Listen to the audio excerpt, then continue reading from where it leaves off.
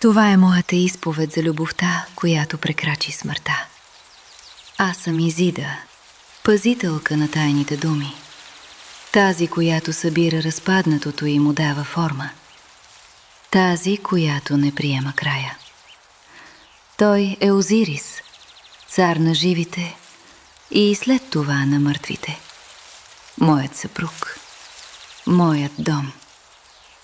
Ще ти разкажа как любовта ни премина през смъртта и какво остава, когато дори боговете се разпадат. Познавам ритъма на света. В земите на древен Египет животът не свършва. Той се променя. Душата не изчезва. Тя пътува. Ние не се страхуваме от отвъдното. Ние се подготвяме за него. Тялото се запазва. Името се изрича. Сърцето се претегля. Ако е леко, душата продължава. Ако е тежко, тя се губи. Това знаех. Това пазех. И все пак, нищо не ме подготви за деня, в който загубих него. Озирис не беше като другите владетели. Той не управляваше чрез страх. Той подреждаше света. С него хората се научиха да сеят, да жънат, да живеят вред. Реката идваше и си тръгваше както трябва. Земята даваше. Когато стоях до него, усещах нещо рядко. Спокойствие. Не буря, не пламък. Дом. Злото не идва с шум. То идва тихо, подготвено. Брат му, Сет, наблюдаваше. Не искаше да бъде като него. Искаше той да престане да съществува. Празник, смях, вино, гласове и подарък. Ковчег, съвършен. Измерен по тялото му, без той да знае. Игра, която изглеждаше невинна. Легни вътре, ако ти пасне, твое. Той се усмихна, легна и в този миг светът се разпука. Капакът се затвори. Запечатаха го. Заключиха живота вътре. Хвърлиха го в Нил. Никой не дойде да ми каже. Аз усетих. Когато обичаш истински, отсъствието има тежест. Светът продължи да се движи. Хората говореха, водата течеше. Но нещо липсваше. И аз знаех какво. Тръгнах. Не като богиня. Като жена, която отказва да приеме загубата. Прекосих земи, които не ме познаваха. Говорих с хора, които не знаеха името ми. Питах, слушах, чаках. Всяка следа беше нишка. Всяка нишка – надежда.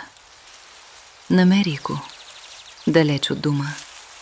Ковчегът му беше обгърнат от дърво. Станал част от нещо живо. Като че ли светът се опитваше да го скрие или да го запази. Докоснах дървото и разбрах. Той беше вътре. Отворих го и за миг времето спря.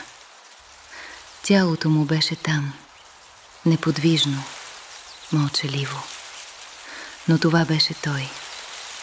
Паднах до него, не плаках, държах го. Сякаш ако не го пусна, смъртта няма да го вземе напълно. Но хаосът не се задоволява с половин победа. Сет го намери. И този път не остави цялост. Разкъса го на части. Разпръсна го по земята, така че никой никога да не може да го събере отново. Тук започва истинската любов. Не когато държиш някого, а когато го събираш от липсата. Търсих всяка част от него. Пясък, вода, камък. Нямаше място, което да не обходя. Всяка намерена част беше болка и спасение. И двете едновременно. Събрах го. Върнах формата му.